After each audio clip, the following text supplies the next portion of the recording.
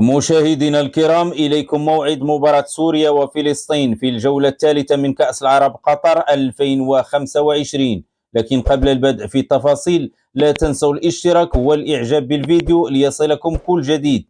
يقع المنتخب السوري في المجموعة الأولى التي تضم سوريا، فلسطين، قطر وتونس. يحتل منتخب فلسطين المركز الأول في المجموعة الأولى برصيد 4 نقاط، ومنتخب سوريا في المرتبة الثانية برصيد 4 نقاط، أما تونس وقطر بنقطة واحدة.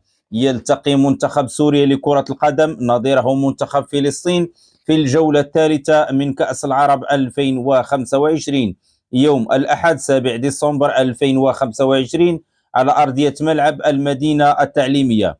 وتنطلق المباراة في تمام الساعة 6 مساء بتوقيت المغرب، تونس والجزائر الساعة 8 مساء بتوقيت مصر والسعودية. وتنقل مباراة سوريا وفلسطين عبر قنوات بي إن سبورت القطرية إن شاء الله. لا تنسوا الاشتراك والإعجاب بالفيديو ليصلكم كل جديد.